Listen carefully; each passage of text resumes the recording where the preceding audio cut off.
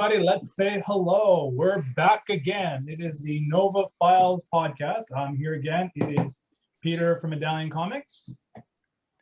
Dylan from Creepy Trees Inc. And I'm Ian from Triple Threat Comics. What's up, everybody? Oh, Not too bad. I was telling Dylan earlier, I'm still, I got the second dose of the vaccine yesterday, and I conked out overnight. So, I'm like, okay, cool. I just looked at my phone. Oh, right, yeah. Oh, shit, it's almost noon. Let's get this podcast started. How you all doing? Pretty good. Pretty good. Yeah, it's 5 in the afternoon here, so we've just been on a family day. We just got back to like a kind of petting zoo farm thing. So that's where we've been all day. Oh, that's adorable. Where are you from? Remind me again. Ireland. Ireland, okay. And Ian, you are from? I'm from New York. And I'm a little bit north of you. I'm in Montreal, Canada. Yeah.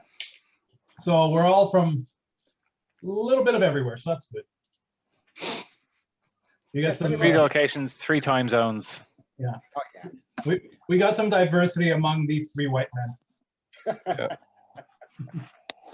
So Ian, man, I read your first issue of Batman versus Godzilla. Yes. So right, you're one of the artists on it, right? Yes, I am. I'm one of the artists on it. All right. I gotta say though, it really does capture the feel of the '86 Batman, and I mean, I actually like this one a lot more than the Batman the movie one. It just because it has that campiness that works so well with digestible comics, you know. Did you get a chance to read it? Creepy. I read the Batman Enigma. Oh, nice. What did you think of it? I liked it. I did. I thought it captured the mood of who would ostensibly be our Batman. You know, the Michael Keaton Batman very, very well. Also, I like the way he was drawn as insanely broody. So next level brooding to the original 2 movies. The whole time I did quite like it. And again, yeah, it was just an enjoyable, digestible book, which is something that I found myself recently getting interested in the idea of having slightly more digestible content in terms of comics. Yeah. Actually, so it was good. I'll go back over it again for inspiration. Oh, good. I gave my thoughts last time me and Ian talked. There's things I liked, there's things I didn't like so much. I'm not going to go over them today. But yeah, no, it was an enjoyable read. I had my critiques, but it was good overall. Good. Good. Did you guys? You haven't read the Godzilla one yet, right? No, not yet. I think that's probably going to be my evening read now. I will say this though, we won't go too much into it then. There is that part where they recapture the whole the linguistic jungle of the Batman '86, where they're looking over riddles and they're going back and forth and no, but Robin, if you think about it this way, these numbers can mean this. And I'm just I love this. I'm like, he means Batman 66, not 86. Yeah, 66. And I'm just thinking to myself, you gotta be a certain level of intelligence to actually properly write that, because I would have to probably take an hour or 3 to write something like that, because it's just that verbal mumbo jumbo that goes back and forth. And I'm like, oh. And it starts off with a haiku, which sets up in the theme. I'm like, oh, okay, that's clever. That's clever. And then it's oh, we're in Japan, so we're fighting sumo. Okay, that makes sense. And I did notice one thing. I don't know if it's intentional or not, but I did notice all the Japanese characters are drawn in a more anime style compared to everybody else. Yeah, there was a couple of pages that was intended. I certainly didn't do that, but another artist did, because that artist is very much influenced by anime. Yeah. So that was intended. Yeah, I'm just saying that's actually quite clever, because you're going to Japan, so all the Japan characters you're gonna just oh cool, we'll have a little bit more anime inspiration, and it's noticeable. It's, you can only do that in a comic book. Yeah, exactly. Yeah. And I was like, okay, that's interesting. And I was just double checking to see if it was intentional or not. It was very much intentional. It was a great collaborative effort because it was like different artists from all over the globe, and we were all just talking to each other, saying, "Okay, what are you doing this page, and what are you doing that?" But it was also by the great brilliance and the leadership of the writer, who was coordinating everybody to make sure that we're all doing our best work. Yeah, I definitely gotta say though, like reading it, like it doesn't feel like a fan comic. It feels like something that would come out right out of DC for like one of their like special minis. That's like a 4-issue thing. I really liked it. It's a very clever story, and it feels very much in the style of the '66 Batman. Like, so I got to give it praise for that. Yeah, when you get to issue 2, I did design a couple of vehicles. I did design a new Batmobile. Ooh. I did design a new Batgirl cycle because she's in the story. Oh, speaking of Batmobile, I forgot to show this to you last week. I'm going into the display case here. We were talking about the Batman Returns, and I have one of these. Oh my God, that's the McDonald's toy. Oh yeah, I had the full. I actually have 2 of these. I don't know how I have them, but like I did get a whole set, and I have the Penguin somewhere. I don't know if I ever got some of the other ones, but I've always loved this little thing. It rolls really good. The spring was really good, and I was like, oh man, I've kept this since I was a little kid. I just love this. Yeah, this is There's what something so good about this Batmobile design. I don't know what it is. We had there was an empty. We have a small shopping center or mall or whatever you want to call it that had an empty store in it recently, but someone decided to put a whole history of Batman toys on display in the space. Yeah. So it was pretty cool. But it had stuff right away from Adam West all the way up to Christian Bale. Because and some of the with the animated series and everything in between. So it was nice to see that kind of history in toy form on display and somewhere you wouldn't think to see it. It was like at a supermarket or a grocery store, whatever you would call it. So it was like, so you're like you're done and you're kind of just standing there making sure you have everything, and you're looking at this museum of Batman in the middle of it all. It was quite cool. I remember a few years back I went to Japan, and I was in Akihabara, and they just have stores upon stores upon stores of like figurines, like old ones, new ones, used ones. And I'm just like going through them. I'm like, oh my God, these are all the toys from my childhood. I'm like, just like going through each store in like amazement. If you think what I have behind me is impressive, you should see what they got in those stores. And you're just going from one to one to one, and it's nonstop. And a lot of them sometimes also display like, oh, here are all the different Power Ranger toys. Here are all the different anything related to Japan. And I remember there was this one section where it was like a Build-A-Figure, and they were actually really cool because he had a bunch of like movie characters, Marvel, DC characters. He had this really weird Trump figure in somewhere in there too, and I'm just like, that is so surreal. But hey, you know what? Toys are a big deal in the geekosphere. Well, speaking of toys, actually, it's hard to go across it. Has anyone seen Masters of the Universe yet? The new one? Yeah. Okay, actually, I haven't watched it. I've heard a lot about it. My YouTube is full of nothing but pictures of Kevin Smith crying right now, and I'm just getting sick of it. I don't think I'm not gonna spoil everything, obviously, because I don't mind. I know everything that happens in the show. I'll watch it within a week or two, but I looked at some reviews. I know what's going on, so you can say whatever you want.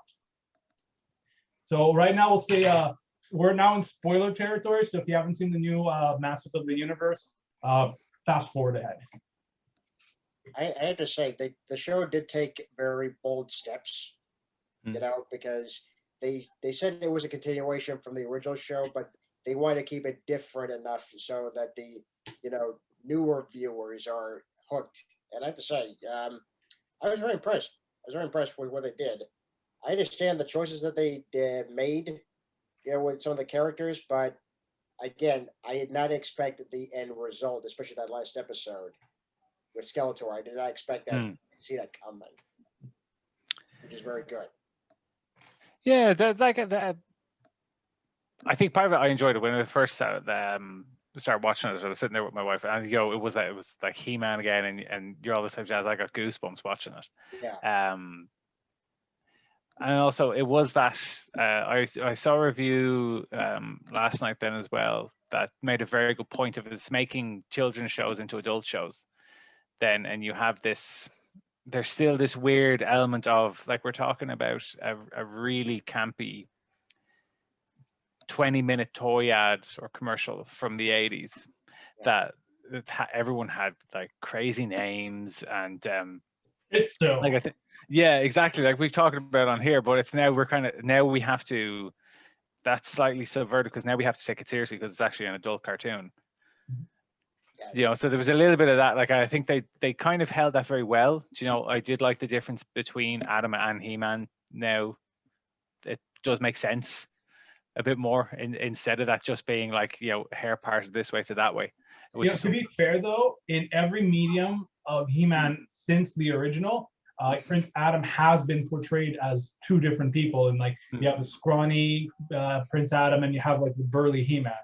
Like it's something that's they've been doing a lot in the comics. They've been doing it a lot in other shows they've done. So it's not original to here, essentially. Yeah. Is it the? I think I know there's a second part coming. Yeah. To the show. My kind of takeaway from it would be, I'll watch it, but I don't think I'd ever revisit it after seeing the two. Yeah. I think I'd be done with it. Yeah, I think because at that point you gotta start making comparisons between the show. And I think it takes away from the nostalgia because, as I said, this particular entry in this franchise is a nostalgia trip for a lot of people. So to revisit it maybe after just one viewing, I think it just takes away from the nostalgia. You're like, and you're starting to find flaws in it. You don't really want to find flaws in this storyline because that's part of your childhood. That's part for you, when you grew up watching. All right. Yeah. I have a question for both of you. Did you ever watch the 2006 He-Man series? Yeah, I've seen a couple of episodes. No, I don't think so. Okay, that was made around the same time as Justice League Unlimited. I remember back on YTV, which was the local kids channel in my area. They did an airing block of all the new shows that would be coming. So you had the first 4 or 5 episodes of Justice League Unlimited and the first 4 episodes of the new He-Man show. And I am telling you, it is amazing. Like it's actually very overlooked. It's not talked about a lot, but everyone who talks about it has nothing but good things to say. It's a very good reboot. Yeah. It's 2 seasons long. It's actually, I think, one of the first places they ever bring up King Grayskull. The voice acting is great. They got Leonardo from the original Ninja Turtles to voice He-Man and Prince Adam.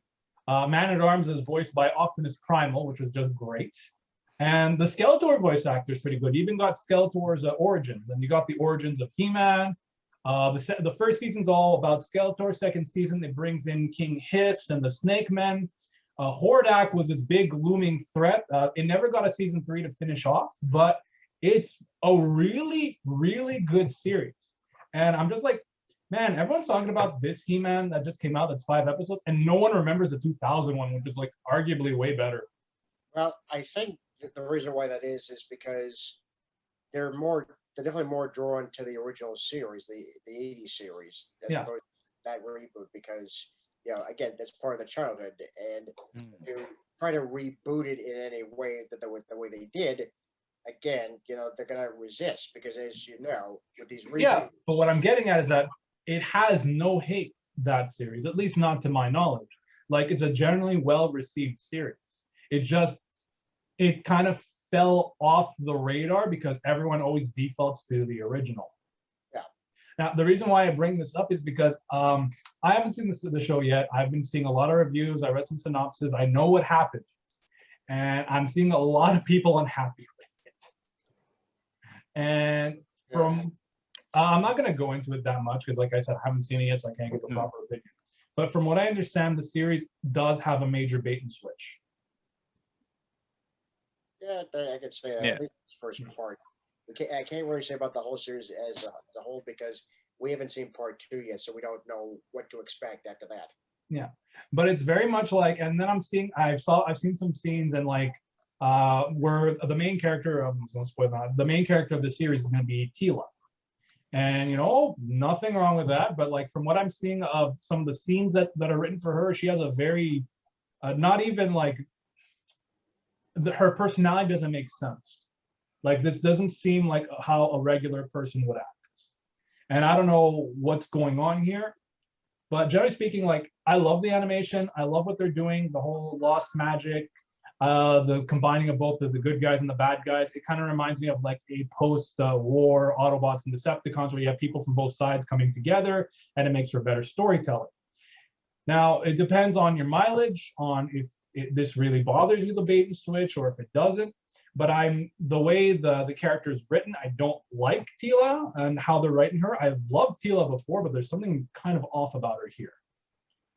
Well, I think the character is obviously clearly lost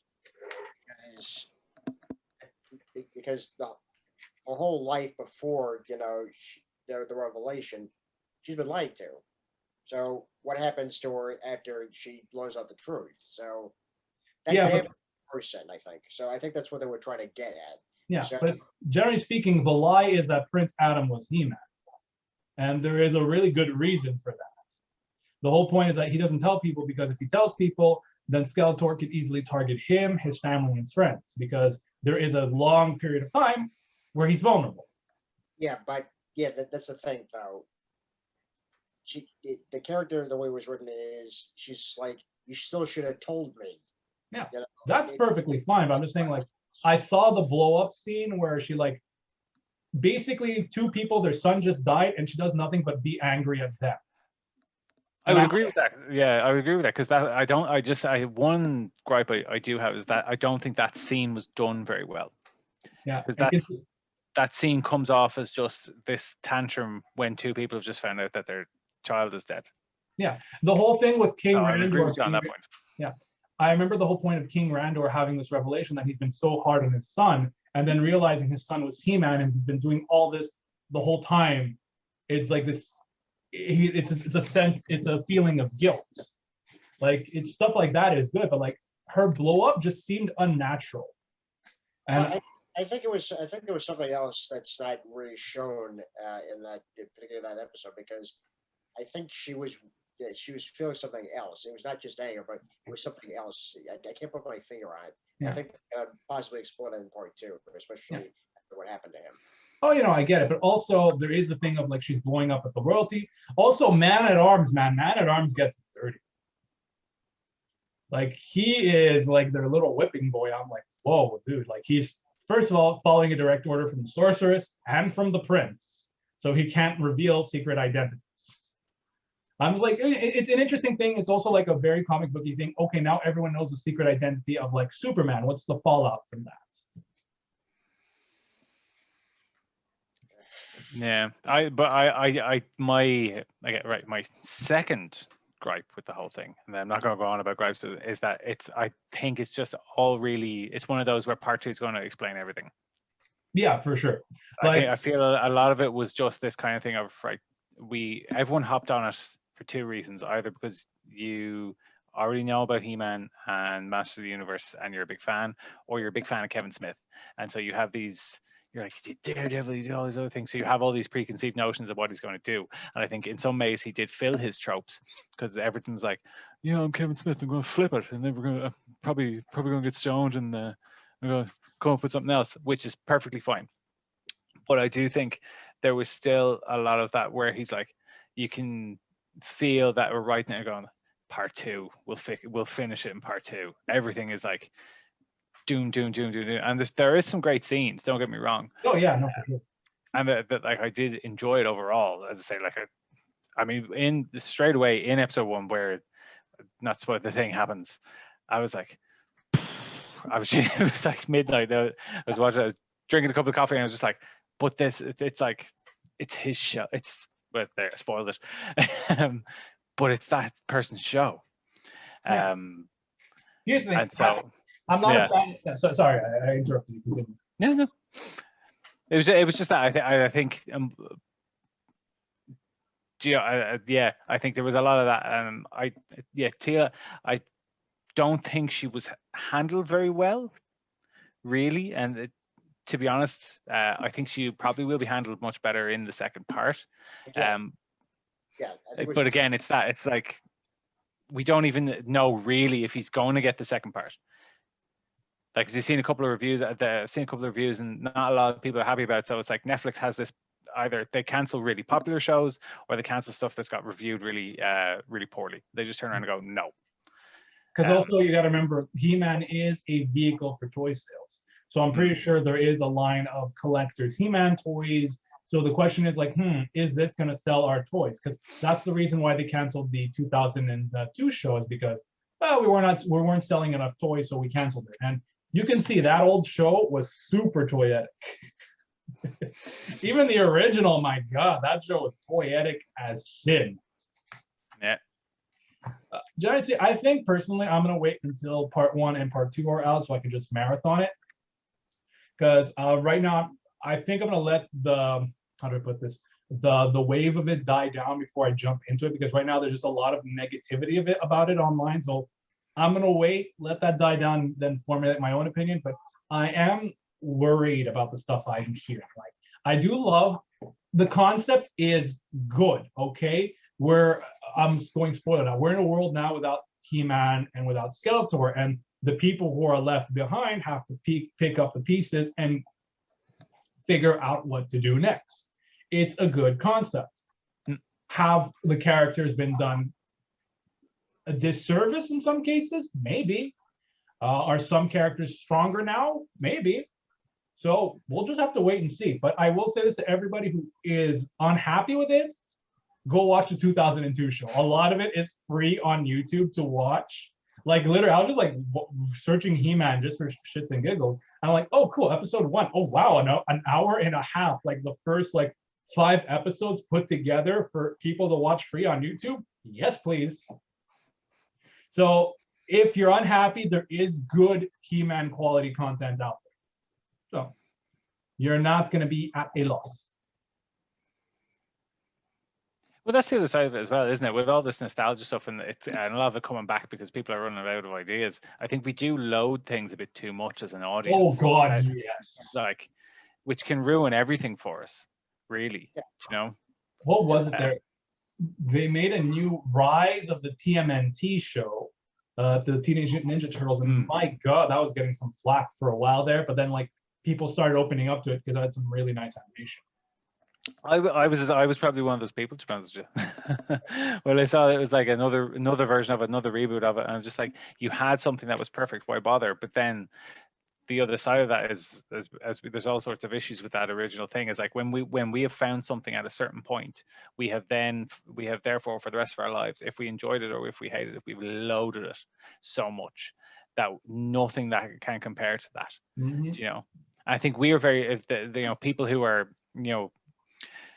who happen to grow up to see a lot of these earlier versions of this, especially are some of the worst people for it, because we got the original versions of it, so like I'd be the same of, you've got the real Ghostbusters, Teenage Mutant Ninja Turtles, again He-Man and things like that, who we all saw these crazy drawings of, like, in particular with He-Man, as we all know, like these crazy drawings of these crazy locations with moody backdrops and things like that. So nothing will ever compare to that for us. So we have to learn as an audience to start letting go. I get that. But there is also another thing to be said. Like, I'm always seeing the fans are trash. There is a thing about you got to give the fans what they want sometimes. You also got to give them what they don't want, because sometimes they don't know what they want. Like, what was that whole story about chunky salsa? Like, they just made regular. No one wanted chunky. They made chunky, and then everyone loved chunky. Like Big Chungus. But anyways, but that is true. It's worth trying something new every now and then. Like the Rise of the TMNT. I know it started off, it had a mixed reception, but the longer it went, the more and more people were enjoying it. And then here's an example: Transformers. Transformers is going from iteration to iteration to iteration. You had the OG, you had Beast Wars, and when Beast Wars came out, everyone was like, truck, not monkey, truck, not monkey. And Beast Wars is one of the most fondly remembered Transformers shows. And they did something completely different. And like now they're bringing Beast Wars back it's actually coming out later in the week on Netflix, Transformers Kingdom. Now, between me and you, I have been finding I'm a huge Transformers fan, and I have not been particularly enjoying the Kingdom series or the Cybertron trilogy. I don't know if any of you have watched them or have ever been fans of Transformers in the past. Been a big fan of Transformers, but I haven't paid much attention to it. I thought Beast Wars was going to be the next or big live action one. Yeah, they're apparently working on that. I heard something like that. Yeah, because we're I think on the 25th anniversary of Beast Wars, so now they're just basically milking that nostalgia. But like they're bringing back the characters in the Kingdom series, which is the Netflix show. And I don't know. I'm actually worried because I feel like they're gonna be doing the characters disservice. Like, because the characters are so well established in the past, and we can say the same thing about He-Man, the Ninja Turtles. And when you deviate too far, or when you feel the project doesn't have the correct amount of effort attached to it, like that. Before Transformers also made something called the Power of the Primes trilogy, and that is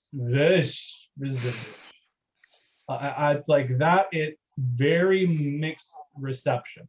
Like it's some weird level of quality. I think they went to Machinima to do it back in the day, and now Rooster Teeth's doing this new trilogy.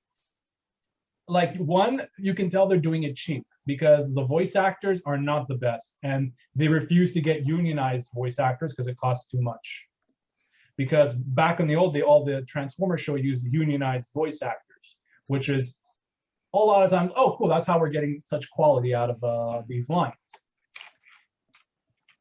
And you can tell that these series are not being made to really capitalize and make good stories. They're being made to shill more products. Because what are they making? Oh, we have a new line of Transformers toys. Let's make the series to help promote it or just get some buzz around it. They made a new line of Kingdom Beast Wars toys. Okay, let's bring them into this trilogy where people are nostalgic for them. Let's see how it's going to go. And, well, we'll find out later in the week how well the show is. It's an interesting thing. Toy companies, even entertainment companies, are very much like that. Because if you remember in the late 90s, Lucasfilm was coming up with a multimedia event. And they did Star Wars Shadows of the Empire. And what they did was they created, obviously, the story, but they also created a video game, a toy line, and an exclusive soundtrack. And all this was because they wanted to, create a hype for the special edition releases. Actually, that's a funny thing about Star Wars, in that the only reason they made more movies is because they got the toy rights back. That was George Lucas. Mm-hmm. Because Fox had so little faith that Star Wars was going to happen. They were said, take the toy line, take it. No, actually, what happened was like they talk about this. There's a documentary series on Netflix called "The Toys That Made Us," where they talk about the origin of a lot of action figures, but also how they relate to media. There's an episode on Barbie, which is like fascinating. Like the origin of Barbie is that they're old dolls that in France that people would give to solicit sex. So remember that next time you look at a Barbie. But anyways, no, the story was back in the day when they made Star Wars, they were really pushing back and forth. The movie was about to come out and they didn't have a toy line. So they went to, I think it was Kenner. I could be wrong, I can't remember. And they made a deal, but Kenner would get like 90% of the profits off the toys. And they made it so that Kenner would be making exclusive Star Wars toys until a certain period of time. Like if they didn't release a Star Wars toy within a period of 2 years, then they would lose the license. So, they made the original movies. There was no new content for Star Wars coming out. Then Kenner was bought up by another company. Once again, I could be wrong. I can't remember the name of the company. And then no more Star Wars toys were being made. So Lucasfilms got the rights back, and then we got the sequel, the prequel trilogy. Oh God. Yep. So remember, kids, the reason why we got Jar Jar is because, well, now George Lucas can make money off toys. And he must have been high off his ass to create that character. That annoying, high-pitched little bastard. I'm going to be honest with you. When I was a kid, I enjoyed Jar Jar. Because I was the target audience for that type of character back then. Yeah. In fairness, it's something that brought a lot of other people into it. Having that guy there who was able to bring this much smaller audience through this, weird thing of guys going around in robes, really recruiting people. Yeah, let's talk. Like we're told our whole lives, don't follow the guy who's wearing just a robe, and then we idolize these movies where these monks are going around just taking people. You're like, yes, you too have this ability. We've no way of knowing, but I just know. Follow the invisible power and get under the cloak. Let's be honest here. When you go back and look at the Star Wars franchise, and you actually take a good hard look at the Jedi, they're kind of culty. That's why the Grey Jedi is the way forward, and that's why this new trilogy was meant to bring that out and actually follow the canon that they said they weren't following, and do it justice, and introduce the Grey Jedi, or the Greys in total in it, to bring about an ultimate balance. So you have that super light cult, you have the super dark cult, but then you have the people in between. And then I'm sure we all know what happened there. I only saw The Rise of Skywalker quite recently. And that's all I have to say on that. What I'll say about The Rise of Skywalker is it's a very paint by number movie, in that where they just copied like A New Hope or Episode 4. And there's this series on YouTube called Fanscription, where they basically kind of rewrite certain movies. And they made a very interesting fanscription where what they did was they made Finn the main character of the new trilogy. And instead what they did with Rey, they made the whole like the Skywalker twins. They basically made her and Kylo Ren twins, and that one was good with the Force, one wasn't. One's more like Han, one's more like their mother. It was very interesting as a concept, because Finn, I find, carries that would carry those movies better than Rey. It does feel, if you watch that trilogy though, that's kind of the way someone had originally written it down. Yeah. My whole thing of watching all three of the movies, and you're kind of going through it and you go, so this, I think you can really pinpoint where someone came into the room and went, change it. Mm-hmm. Especially when you're looking at the second movie in that trilogy. Apparently, because they brought in a new director and he changed everything. And then in the third movie, they brought in another new guy and he had to completely scrap everything. No, they brought the same director from the first one.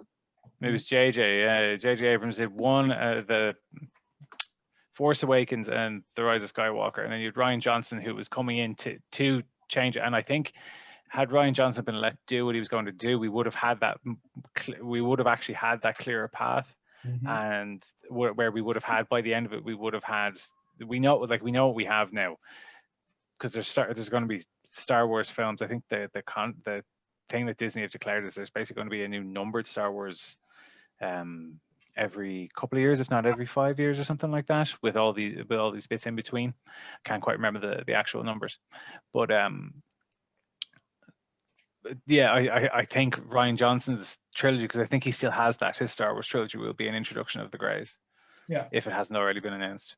Because there were some things in the second movie that I didn't mind, like the whole Luke doing a force projection to trick Kylo. I thought was really good and clever. I really liked that, and that is a known light side ability. The fact that he died from it was stupid. Yeah, was like, okay, you try to kill off all the old characters. I had a problem with that, obviously, but still, overall, I actually prefer that entry as to the rest of them. Yeah, at least. Yeah, I can see it. Yeah. But there are some parts of that movie that which are really dumb. Like the whole Canto bite, all that entire tangent was just completely unnecessary. And like I didn't even understand while watching the movie how that worked. Oh, they took a pod, they left, went to another planet, and would come back to rejoin. And all that would happen in the time where they wouldn't make it to somewhere or they wouldn't die in the chase. I'm like, that is just so dumb. Like it doesn't make sense. My friend, no, Peter makes no, it doesn't. Like it's very narratively poorly made. And my favorite joke that came out of all three movies, and anyone as a writer can appreciate this joke. If you ever find yourself stuck or you feel your writing's not good enough, remember, somehow Palpatine found a way to come back. Because that's a line in the movie. Somehow Palpatine has returned. Yeah, but this is what I'm saying. This is, and I think where, because my real problem with, you look at Force Awakens and Rise of Skywalker, is it follows the J.J. Abrams pattern of mystery box. Have you ever seen his talk where he goes on about the mystery box? No.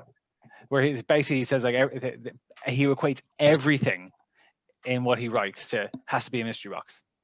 So where you're left with, so you have like 20 questions in a movie, and your answer to like about 60% of them, it's mystery box. It's mystery.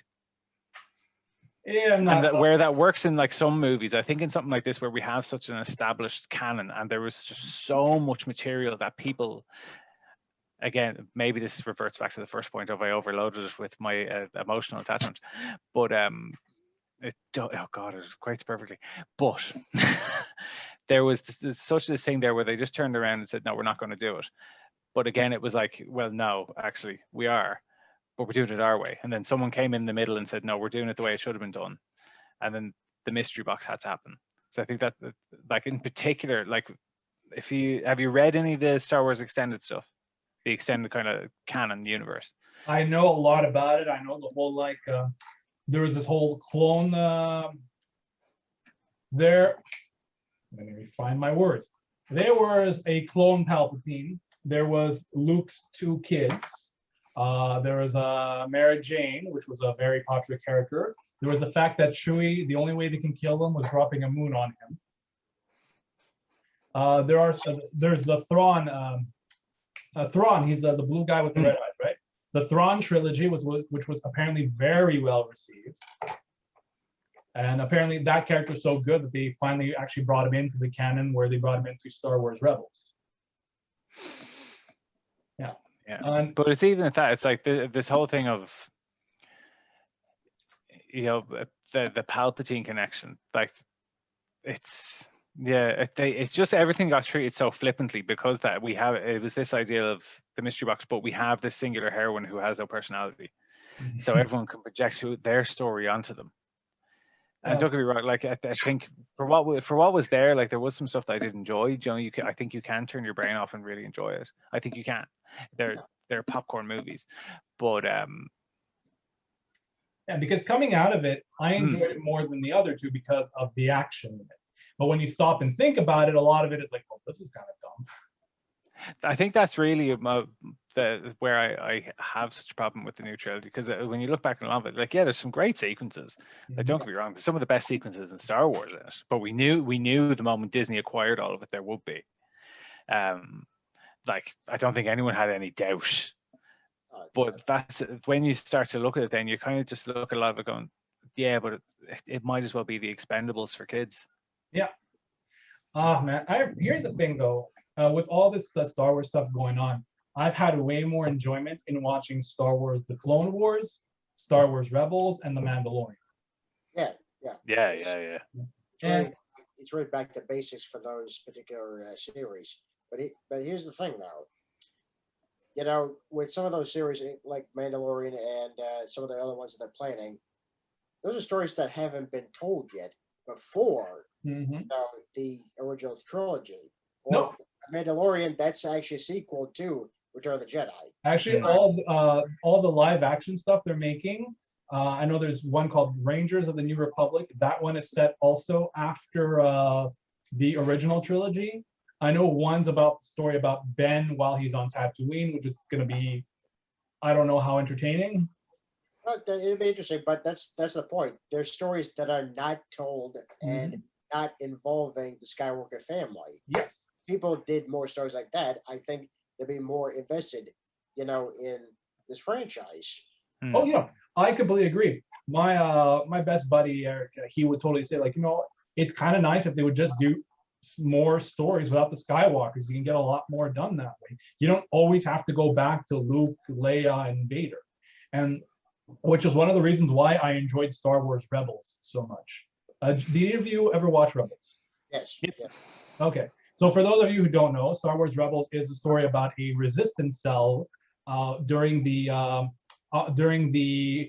occupation of during the Empire's occupation, and they're fighting back. And one of the people in the group is one of the surviving Jedi who's training a new Force-sensitive wielder, and they're being chased by the Inquisitors. They're being chased by Vader at some point. There's this whole scene about like the Veil of the Force that's introduced in Rebels for the first time. Darth Maul is used in that series.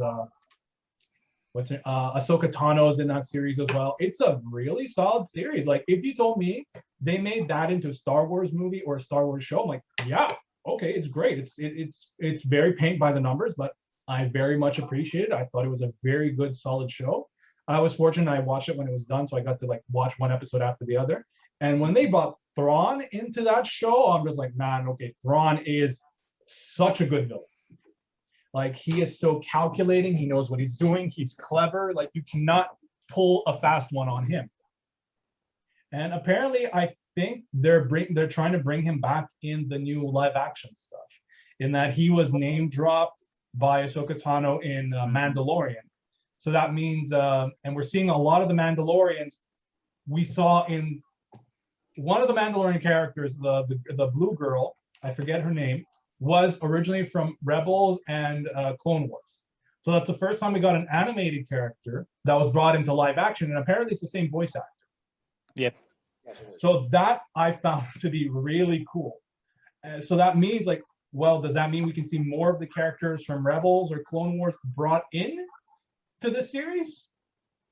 Are they going to bring in Rex at some point? Like I think the actor who plays them is like, apparently he was a super old man. Like, wait, I'm sorry, I keep losing my words. Apparently what they did is they took the model of a character who appeared in episode 3 or episode 6, who was there on the planet where they finally beat the Empire, this really old guy, and they used that as a model for Rex, who was a really popular character from Clone Wars, saying, oh yeah, that was him in that episode in the movie. So this is him, like, oh, he joined up with the rebellion and he helped fight back. I'm like, oh, okay, that's cool. Like, yeah. The original actor who played Boba Fett and Jango Fett, they brought him back to be the new Boba Fett, not the new Boba Fett, but Boba Fett in the Mandalorian. Yes. So like they're bringing back their old guys. I'm like, I like that. I like seeing that sense of continuity.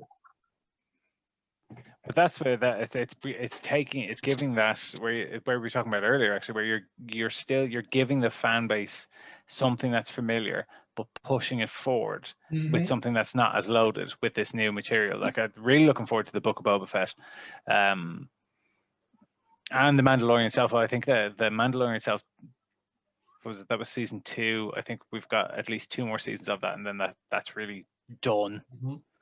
Yeah. And apparently it's also setting up the whole like Luke's Jedi, and like, oh, he's the one apparently who's going to train Grogu, and then Grogu is going to be instrumental in helping rebuild the Jedi. Because the thing is, oh well, like Kylo Ren claims he killed all of Luke's students. How does he know he got them all? For all we know, they're just in hiding. That was actually, in fairness, a reveal that I think we all saw a couple of them, but I don't necessarily like. I kind of wish it was going to be Ezra or something. Yeah, that was cool. But like, I think the search for Ezra is its own plot point, because Well, he's currently with Admiral Thrawn. So what's going on there? Has Thrawn killed him? Has he imprisoned him? Has he turned him to the dark side? Are they allies now because of a greater threat? No. Ezra would have been cool, but there's so much more story potential with Ezra to be done. Yeah, that's true. Yeah. Or Sebastian Stan as Luke Skywalker. That would be Actually, because I think you could have, if you look at even all the kind of video games around it, like I can't remember, there was an Xbox game where Luke Skywalker had basically rebuilt a Jedi temple. This is like, it's that in between bit before we have, you know, what happened with Ben Solo, Kylo Ren stuff.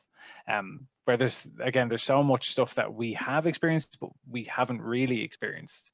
Yeah. That you could something like, you know, the kid show Star Wars, you know, Jedi Academy. Everyone's like, "Oh, I'm gonna get my lightsaber in a week." Oh god, I don't know if you guys have seen this. Apparently, they were making a show called Star Wars Detour, which was going to be basically kind of like a robots, chicken style Star Wars show.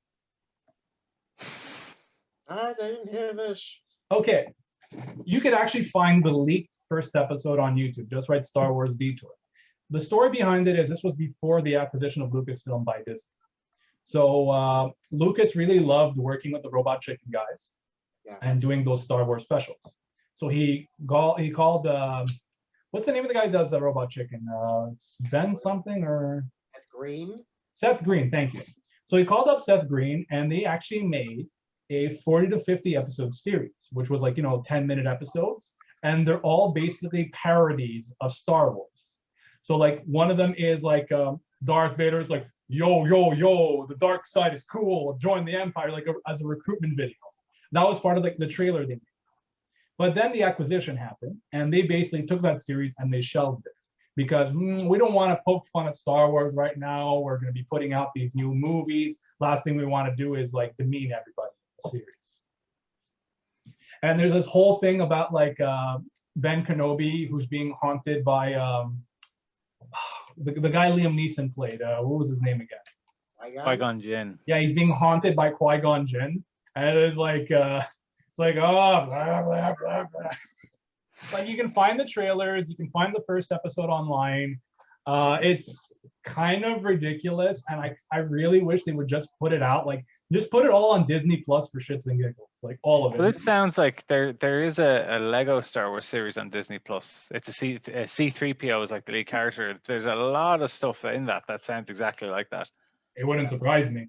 I know there was like a Lego Star Wars episode of like a Christmas special where Rey finds a way to travel through time and like keeps bumping into different alternate versions of people. And I'm like, okay, that's a thing. But you can do a lot in Lego Star Wars.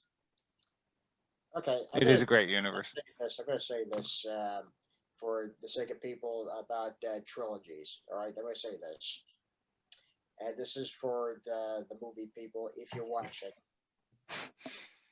If you have different directors, you know, if you get 3 directors all at the same time, you hire them at the same time, have them in the same room, especially with the writers, and go over what you want to do in this movie and what you want to do in that movie and so on. So everybody's on the same page. So we don't get a mishmash of a trilogy that is the sequel, Star Wars trilogy. Yeah. Okay? But that's assuming that people in Hollywood are competent enough or have. That's the thing. They should be. They should be, but the amount of clashing egos in that industry, that's why we are where we are. Or that's, I think, what makes the original trilogy so good, is because it's like George Lucas stepped away from it and then he had the same people keep going with it. Like and start to cut across, but like again, that's the problem where it's you have like these people who are, you know, so busy. It's like musicians trying to release another album and you're like, you know, I've got to do this and this, and you have, everybody has their own production company, and like someone like J.J. Abrams has like, you have this, but we're also producing with Bad Robot, but we've also got like, or even a better example, like Bloomhouse. Like just the sheer volume of stuff that they sign off on, and you're like, at some point something has to break. And like where you see that there, where it was like JJ Johnson, it was like it had to break. It wasn't going to work. It was never going to work because it was like, we have this trilogy, we're going to give it to as many different people as possible and expect coherence, even though like they all have completely conflicting styles. And so yeah, you have this middle one where it's like, this is like the Dark Knight of Star Wars, where everything's much moody, it's longer, everybody dies, and then you have to go right back. Well, don't worry about it. We're going back to, hey, It reminds me of spooky.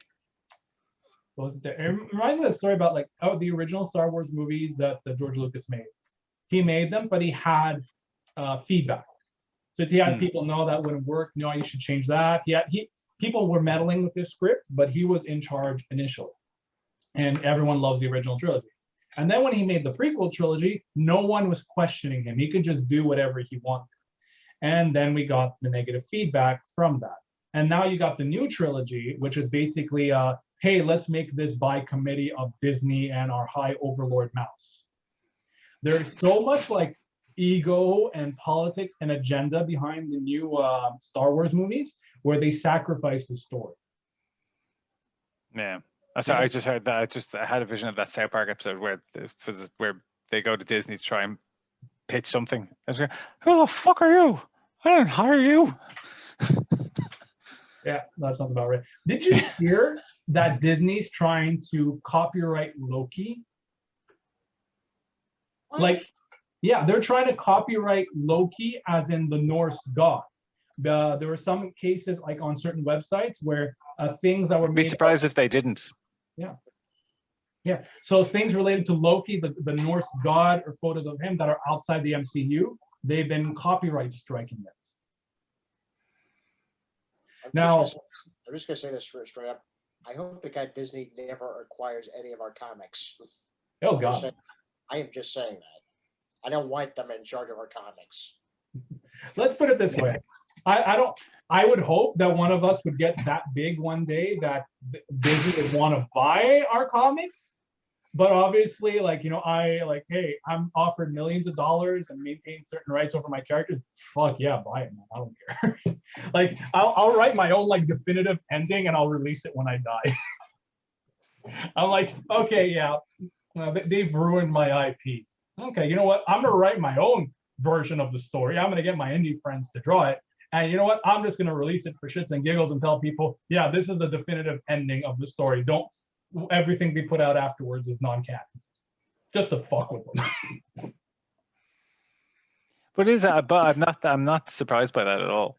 You know, and I think even what was it? I was on Instagram or something like that recently, and there was some type of mythology thing. Do you know when you kind of hit reels or you hit that like search button and yeah. Oh, I think we lost him. Yeah, I think we did. Don't worry, he'll come back to us. Yeah, it's very interesting to see everybody in freeze frame, isn't it? Yeah, I know. It always captures you in the best moments.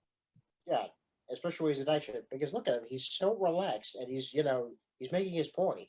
So yeah, boy, he'll be back. He'll be back. You're probably gonna edit this part out, right? Or are you just gonna leave it like this? We'll see with what Greg can edit. Okay, I'm gonna pause the recording.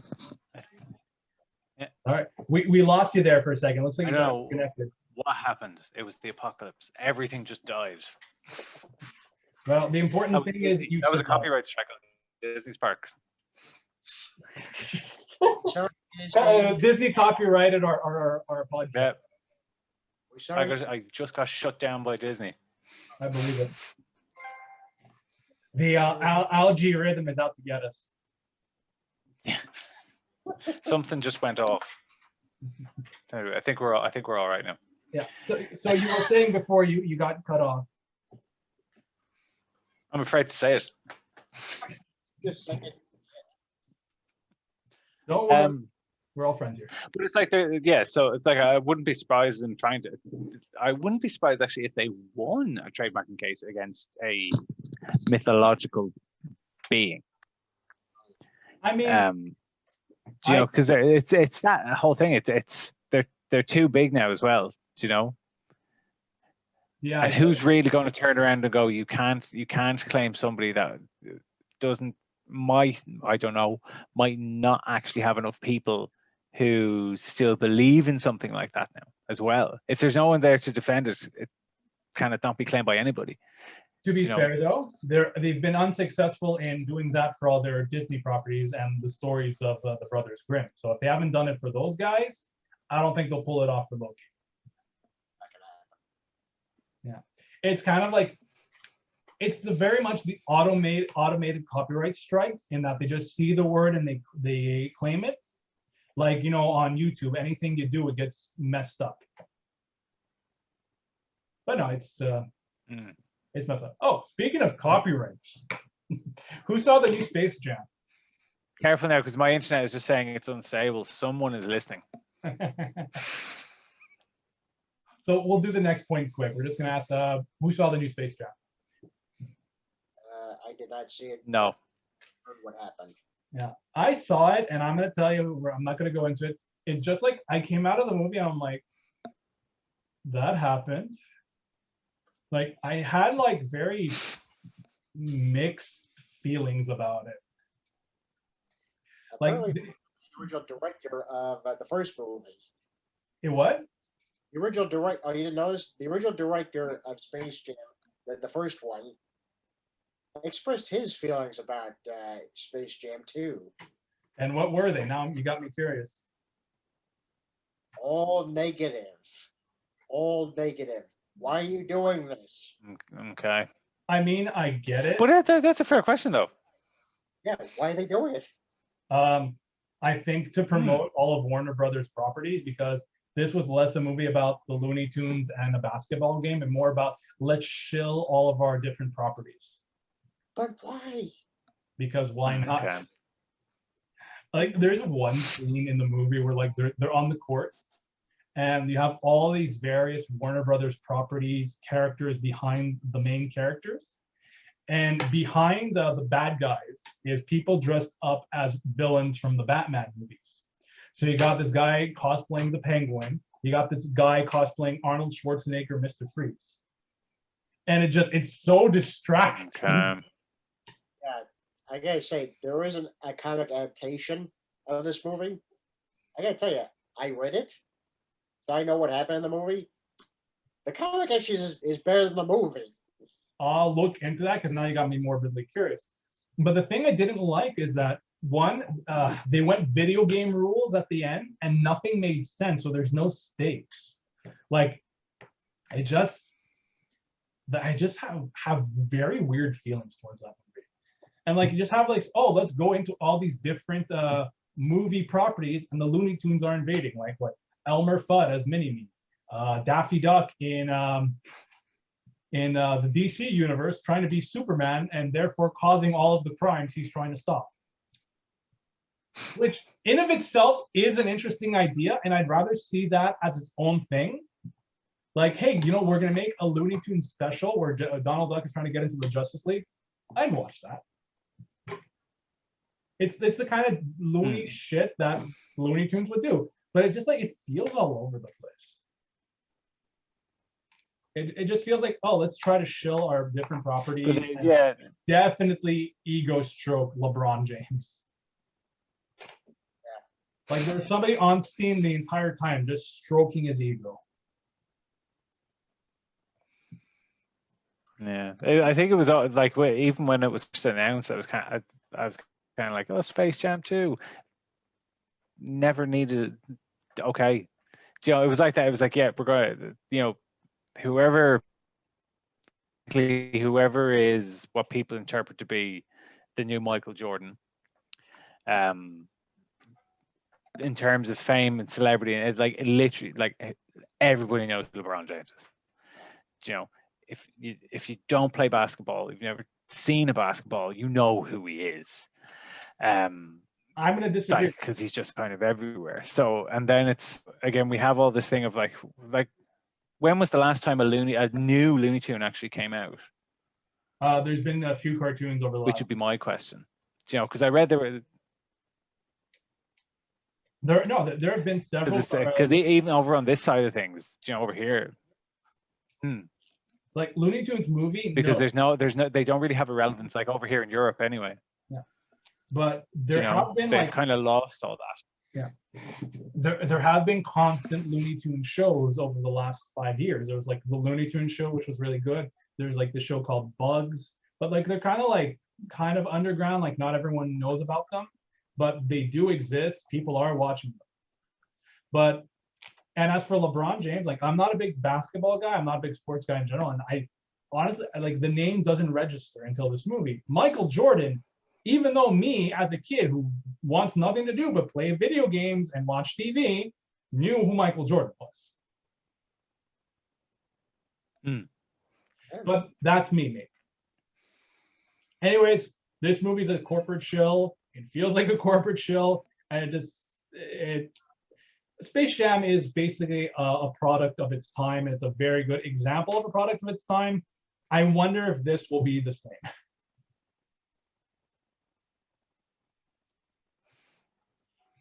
All right, I think that's a good place to end it because I think we covered a good amount of stuff in the last hour. Absolutely. Yeah. Anything else you guys want to bring up, talk about, or we'll head it up? I can't think of anything. All right. Then. No, nothing. I mean, nothing. All right then.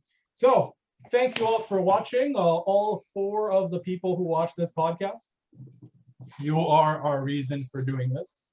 And it's totally not just an excuse for me to get together with a bunch of equally nerdy people and just jam for about an hour. Yes, it is, Peter. Yes, it is. It's exactly that. And you love it and you know it. All right, everybody. Have a good one. Goodbye.